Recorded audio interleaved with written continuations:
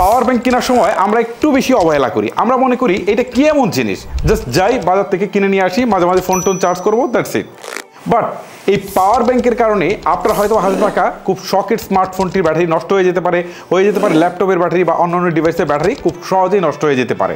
So power bank কেনার সময় আপনাকে অবশ্যই এই 6টা বিষয় খেয়াল রেখে পাওয়ার ব্যাংক কিনতে হবে, তা না হলে পাওয়ার ব্যাংক কিনে আপনি নিশ্চিত লস করবেন। Hello everyone, power bank buying গাইডের আজকের ভিডিওতে আপনাদের সাথে আছি আমি হিমেল। চলুন তাহলে আর কথা না বাড়িয়ে মূল ভিডিওটা শুরু করা যাক। নাম্বার 1, আপনি কত মিলিঅ্যাম্পের পাওয়ার ব্যাংক নেবেন? আপনি বলতে পারেন যে আমি আমার ইচ্ছা মতো নিব, 10,000 নিব, 20,000 নিব, 30,000 নিব, 40,000 নিব। না ভাই, এখানে আপনার একটা লিমিটেশন আছে। আপনি চাইলেই অনেক বড় পাওয়ার ব্যাংক আপনি কিনতে পারবেন না। কেন, এটা পরে বলছি। আগে আপনাদেরকে একটু সহজ এক্সপ্লেনেশনটা দিই। যদি আপনার অল্প ডিভাইস থাকে, অর্থাৎ একটা স্মার্টফোন বা একটা ইয়ারবাডস, এই টাইপের ছোটোখাটো ডিভাইস থাকে, দিনে 1 থেকে 2 বার চার্জ দেওয়ার প্রয়োজন হয়, তাহলে আপনি 5,000 থেকে 10,000 মিলিঅ্যাম্পের মধ্যে পাওয়ার ব্যাংক নিলেই হচ্ছে। আবার যদি আপনার 2টা ফোন বা আরও অনেক বেশি ডিভাইস থাকে, তাহলে আপনি চাইলে কিন্তু 20,000 মিলিঅ্যাম্পের নেবেন। আর যারা টোর করেন বা লং টোরে যান, তাদের জন্য কিন্তু 20,000 মিলিঅ্যাম্প পারফেক্ট। বাট 20-এর বেশি নিলে কিন্তু আপনার জার্নিতে আসলে ক্যারি করতে কষ্ট হয়ে যাবে। এই জন্য আমি সাজেস্ট করি যারা লং টোর করেন তাদের জন্য 20,000 মিলিঅ্যাম্প পারফেক্ট। তারপরে যদি আপনার আরও অনেক বেশি ডিভাইস থাকে, ঘন ঘন লোডশেডিং হয় বা দরকার হয়, তখন আপনি 30,000 বা তার বেশি কিন্তু আপনি নিতে পারেন। ওকে, তবে শুরুতে আমি যেটা বলছিলাম লিমিটেশন আছে, লিমিটেশনটাকে আমি আপনাদেরকে একটু বলি। আপনি যদি বিমানে ভ্রমণ করেন তাহলে আপনাকে 20,000 মিলিঅ্যাম্পের বেশি বড় পাওয়ার ব্যাংক নিতে দিবে না, জাস্ট আপনি 20,000 মিলিঅ্যাম্প নিতে পারবেন। তারপরেও যদি আপনার দরকার হয় তাহলে 30,000 মিলিঅ্যাম্প পর্যন্ত আপনাকে পূর্ব অনুমতি নিয়ে নিতে হবে। এখন পূর্ব অনুমতি নেবেন আপনি এই একটা পাওয়ার ব্যাংক নেওয়ার জন্য? না, এত হ্যাসেলে আসলে কেউ যাবেন না। আবার 30,000-এর বেশি হলে কিন্তু আপনাকে নিতেই দিবে না। তবে এইটাকেও যে আপনি ব্যাগে ভরে নিয়ে যেতে পারবেন সেটা না, হাতে করে ক্যারি করে নিয়ে যেতে হবে পাওয়ার ব্যাংকটা। সো পাওয়ার ব্যাংকটা তো বুঝতে পারছেন এখানে খুব সহজ না এয়ারপোর্ট থেকে যাওয়াটা। তা টেকনিক্যালি আমি যদি বলি তাহলে আপনাকে বিমানবন্দর কর্তৃপক্ষ নিতে দিবে 100 ওয়াট আওয়ার্সের পাওয়ার ব্যাংক, অর্থাৎ যেটা প্রায় 2000 থেকে 2700 মিলিঅ্যাম্পের মধ্যে হয়। আবার 160 ওয়াট আওয়ার্স পর্যন্ত আপনি পূর্ব অনুমতি নিয়ে নিতে পারবেন। আবার 160-এর বেশি গেলে তো আপনি নিতেই পারবেন না। সো যদি আপনার এয়ারপোর্টে ঘন ঘন যাতায়াত থাকে তাহলে আমি বলবো যে 20,000 মিলিঅ্যাম্পের মধ্যেই পাওয়ার ব্যাংক নেওয়ার জন্য। আচ্ছা, টেকনিক্যাল বিষয়টা বাদ দেন, এবারে একটু বাস্তব জগতে আসি। ধরেন এটা 5,000 মিলিঅ্যাম্পের একটা পাওয়ার ব্যাংক, আমার কাছে একটা 5,000 মিলিঅ্যাম্পের স্মার্টফোন আছে। সো এখন আমি চিন্তা করছি যে এটা ফুল চার্জ থাকলে আমার যে ফোনের ব্যাটারিটা আছে সেটা ফুল চার্জ দিতে পারবো। বাট এটা কিন্তু হবে না বস, কারণ এইটা দিয়ে যদি আমি চার্জ করি এই 5,000 মিলিঅ্যাম্পের পাওয়ার ব্যাংক দিয়ে, তাহলে দেখা যাবে যে সর্বোচ্চ আমি হয়তো 80% চার্জ করতে পারছি, বাট 100 কিন্তু হবে না। এর কারণ হচ্ছে পাওয়ার ব্যাংক থেকে স্মার্টফোন বা অন্য ডিভাইস যখন চার্জ করা হয় তখন কিন্তু কনভার্সেশন অ্যান্ড ইফিসিয়েন্সি লস হয়, যে কারণে চার্জ কিন্তু 20 থেকে 25% কম হবে। ঠিক আছে, এই জিনিসটা মাথায় রাখতে হবে। অর্থাৎ আপনি যত মিলিঅ্যাম্পের পাওয়ার ব্যাংক নিতেন আপনি ততটা চার্জ ব্যাকআপ কিন্তু আপনি পাবেন না। পাওয়ার ব্যাংক কেনার সময় একটা জিনিস খেয়াল করবেন যে আপনার এই পাওয়ার ব্যাংকটা আসলে কত ওয়াট ফাস্ট চার্জিং সাপোর্ট করছে। সো এটা যদি বেশি না হয় তাহলে আপনার ফোনটা কিন্তু অনেক ফাস্ট চার্জ করতে পারবে না। যেমন আপনার আসলে পাওয়ার ব্যাংকের ক্যাপাসিটি অনেক হাই, যেমন এটাতে 20,000 মিলিঅ্যাম্পের ব্যাটারি আছে, বাট এটা দেখা গেল যে 18 ওয়াট সাপোর্ট করে। সো সেই ক্ষেত্রে আপনি 18 ওয়াটের বেশি কিন্তু চার্জ করতে পারবেন না, অনেক সময় চলে যাবে। এক্ষেত্রে আপনার যদি মনে হয় যে আমার ফাস্ট চার্জিংটা সাপোর্টের দরকার আছে, তাহলে আপনি দেখবেন যে কত বেশি ওয়াট নেওয়া যায়। যেমন এখন আমি জিনিসটা খেয়াল করে দেখলাম যে আপনি যদি 1500 থেকে 2,000 টাকার মধ্যে কোনো একটা পাওয়ার ব্যাংক কেনেন তাহলে সেটা আপনার 18 ওয়াট থেকে 25 ওয়াট পর্যন্ত সাপোর্ট করে এরকম পাওয়ার ব্যাংক কিন্তু পাওয়া যায়। তো যত বেশি নিতে পারবেন ওয়াটটা তত দ্রুত এটা চার্জ হবে। আর মোট কথা হচ্ছে যে আপনি টাকা যত বাড়াবেন পাওয়ার ব্যাংকের ক্ষেত্রে আপনার তত ফাস্ট চার্জ করতে পারবে আপনার পাওয়ার ব্যাংক, এটা হচ্ছে ফ্যাক্ট। তবে আমার মূল যে পরামর্শ এই ক্ষেত্রে সেটা হচ্ছে আপনি চেষ্টা করবেন পিডি চার্জিং সাপোর্ট করে এইরকম একটা পাওয়ার ব্যাংক নেওয়ার জন্য, কারণ এটা দিয়ে আপনি অলমোস্ট সব ডিভাইসে চার্জ করতে পারবেন। আপনার স্মার্টফোন হোক, ট্যাবলেট হোক, বা আপনার অন্য কোনো ডিভাইস হোক, বা আপনার ল্যাপটপ হোক, আপনি কিন্তু চার্জ করতে পারবেন। আর পিডি চার্জারটা কিন্তু অনেক বেশি নিরাপদ। সো এটার দাম একটু বেশি হলেও যদি আপনারা সেটাকে আসলে বহন করতে পারেন তাহলে পিডি চার্জার সাপোর্ট করে যে পাওয়ার ব্যাংকগুলো সেইগুলো নেওয়ার চেষ্টা করেন। পাওয়ার ব্যাংকে 2 ধরনের ব্যাটারি থাকে, একটা হচ্ছে লিথিয়াম আয়ন ব্যাটারি আর একটা হচ্ছে লিথিয়াম পলিমার ব্যাটারি। এখন প্রশ্ন হচ্ছে যে কোনটা দিয়ে আপনি পাওয়ার ব্যাংক কিনবেন। হ্যাঁ, লিথিয়াম আয়ন যে ব্যাটারিগুলো রয়েছে এগুলোর প্রায় অনেক সুবিধা রয়েছে। যেমন লিথিয়াম আয়ন ব্যাটারি যে পাওয়ার ব্যাংকে দেওয়া হয় সেই পাওয়ার ব্যাংকটা কিন্তু অল্প জায়গার মধ্যে অনেক বেশি ক্যাপাসিটি ধারণ করতে পারে, এবং এইটার মধ্যে সে 20,000 মিলিঅ্যাম্পের ব্যাটারি ধারণ করতে পারে। বাট এটা তত বেশি মোটা বা ভারী হচ্ছে না, বাট এটা হালকা পাতলাই থেকে যাচ্ছে, তারপরেও সে ক্যাপাসিটিটা কিন্তু বেশি ধারণ করতে পারছে। এটা ভাই একটা ফ্যাক্ট। আর এটার লং লাস্টিবিলিটি কিন্তু কম্পারেটিভলি বেশি। বাট যখন আপনি লিথিয়াম পলিমারে যাবেন তখন কিন্তু আপনার ব্যাটারির যে ক্যাপাসিটি, সেই ক্যাপাসিটি অনুযায়ী আপনার সাইজ কিন্তু অনেক বেশি বড় হবে, মোটা হবে, ভারী হবে। ঠিক আছে, সো এখানে এটাতে তো অসুবিধা আছেই।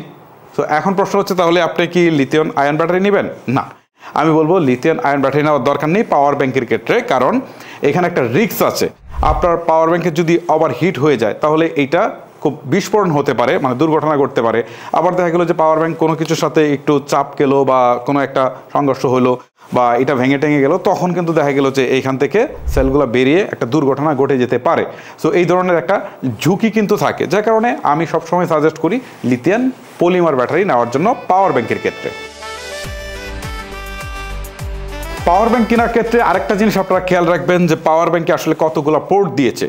যেমন এইটাতে দেখেন দুইটা ইউএসবি টাইপ এ পোর্ট দিয়েছে, একটা সি পোর্ট দিয়েছে, একটা মাইক্রো ইউএসবি পোর্ট দিয়েছে, পাশাপাশি একটা পাওয়ার বাটন দিয়েছে, আর এখানে চার্জিং ইন্ডিকেটর দেওয়া হয়েছে। অর্থাৎ এই মুহূর্তে আপনার পাওয়ার ব্যাংকের চার্জ কতটুকু আছে সে এখানে কিন্তু শো করবে। ঠিক আছে, আবার যখন আপনি এটা চার্জে লাগাবেন তখনও কিন্তু শো করবে। এটা কিন্তু মাস্ট বি দরকার। যদি ইন্ডিকেটর নাই দেখতে পারি চার্জ কত পার্সেন্ট আছে, তাহলে কিন্তু আমরা পাওয়ার ব্যাংক নিয়েও অনেক সময় বিপদে থাকি। সো এই জিনিসটা মাস্ট বি ইম্পর্টেন্ট। আবার অনেকেই বলতে পারেন যে অনেক বেশি পোর্ট, হ্যাঁ অনেক বেশি পোর্ট হলে আসলে অনেক বেশি বড় হয়ে যেতে পারে, এরকম প্রবলেম তো থাকবেই, একটু ভারীও হয়ে যেতে পারে। সো এটা আপনার একান্তই প্রয়োজন। তবে আমি আপনাকে বলবো যে এখানে যে 4টা পোর্ট আছে, দুইটা minimum USB A port, C port, একটা হচ্ছে মাইক্রো ইউএসবি পোর্ট, এইটা যেন মাস্ট বি থাকে। আবার কিছু এক্সট্রা ফ্যাসিলিটিস থাকে অনেক পাওয়ার ব্যাংকে। যেমন এইটাতে দেখেন, এইটাতে হচ্ছে ইউএসবি টাইপ সি একটা কেবল আছে, একটা হচ্ছে আপনার লাইটিং পোর্ট আছে দেখেন, যেটা আমরা আইফোনে ইউজ করি, আর একটা হচ্ছে মাইক্রো ইউএসবি কেবল কিন্তু এখানে আছে, মানে এইটার সাথে কিন্তু অ্যাডজাস্ট করাই আছে। ওকে, সো আরেকটা জিনিস এটার মধ্যে দেখেন আছে, এটাতে হচ্ছে টর্চ লাইট কিন্তু আছে। সো এখন অনেক পাওয়ার ব্যাংকে এই সুবিধাগুলো থাকে, আবার ব্র্যান্ডের ক্ষেত্রে ম্যাক্সিমাম থাকে না। যাই হোক, সো আপনারা চেষ্টা করবেন একটা ব্র্যান্ডের পাওয়ার ব্যাংক কেনার জন্য, কারণ এইটার উপর ডিপেন্ড করছে আপনার যে ডিভাইসগুলো আপনি চার্জ করবেন সেটা কতখানি ভালো থাকবে। ঠিক আছে, শুধু এই পোর্টগুলোর দিকে খেয়াল করলেই হবে না, আপনাকে জাস্ট একটা ভালো ব্র্যান্ড অবশ্যই খেয়াল করতে হবে। পাওয়ার ব্যাংক কেনার ক্ষেত্রে বিল কোয়ালিটিটা দেখাও কিন্তু জরুরি। বাজারে কিন্তু এবিএস, প্লাস্টিক বা পলিকার্বনেটের পাওয়ার ব্যাংক কিন্তু পাওয়া যায়, এগুলা কিন্তু খুব একটা স্ট্রং না। বাট প্লাস্টিক থাকলে হয় কি আপনার এইটা একটু হালকা পাতলা হয়, এটা হচ্ছে সুবিধা। বাট এইটা কিন্তু হাত থেকে পড়ে টরে গেলে ভেঙে যেতে পারে, আবার ভেঙে গেলে যদি এটার মধ্যে যে ব্যাটারি আছে সেটা সেল থেকে একটা দুর্ঘটনা ঘটে যেতে পারে, এই ধরনের একটা রিস্ক কিন্তু প্লাস্টিকের গুলাতে থেকে যায়। বাট আপনি যখন কম দাম দিয়ে কিনবেন তখন তো প্লাস্টিকের বেশি আসলে আপনি তেমন কিছু প্রত্যাশা করতে পারেন না। বাট আপনি যদি একটু মোটামুটি ভালো রেঞ্জের মধ্যে বা একটু ভালো টাকার মধ্যে নেন, তাহলে কিন্তু আপনি অ্যালুমিনিয়াম বা অ্যালয় মেটালের আপনি কিন্তু পাবেন। সো সেগুলো কিন্তু বেশ শক্তিশালী এবং স্ট্রং, মানে হাত থেকে পড়ে টরে গেলেও সহজে ভাঙবে না, বা অনেক বেশি হিট যদি উৎপাদনও হয় তারপরেও কিন্তু আপনার এটাকে সুরক্ষিত রাখবে।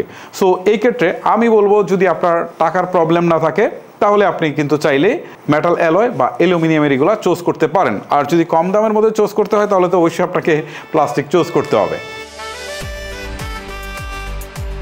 এখন আপনারা আমাকে একটা প্রশ্ন করতে পারেন যে আমি কোন ব্র্যান্ডের পাওয়ার ব্যাংক কিনবো। এখন আমি যদি ব্র্যান্ড সাজেস্ট করতে যাই, অনেকে আবার কি বলবে যে ভাই দালালি করছেন, মানে এটা হয় ভাই কমন জিনিস যে আপনি টাকাকে এই কথাগুলো বলেছেন। না ভাই, আমি টাকাকে না, আমরা যে টেক নিয়ে কাজ করি আমাদের রেগুলার এইসব বিষয় নিয়ে ঘাটতে হয়। ঠিক আছে, যাদের কথা বলবো 1 টাকাও দেয় না, এরা হচ্ছে বাংলাদেশে সবচেয়ে পপুলার ব্র্যান্ড, এবং এটার কারণটা কি সেটাও বলবো। আমি প্রথমে শাওমির কথা বলবো। ঠিক আছে, শাওমি হচ্ছে কম দামে ভালো স্পেসিফিকেশন বা ভালো কনফিগারেশন দিয়ে কিন্তু পাওয়ার ব্যাংক বাংলাদেশে দেয়। আমি একটা পাওয়ার ব্যাংক প্রায় 2 বছরের মতো ইউজ করেছি, ভালো একটা সার্ভিস কিন্তু আমি পেয়েছি।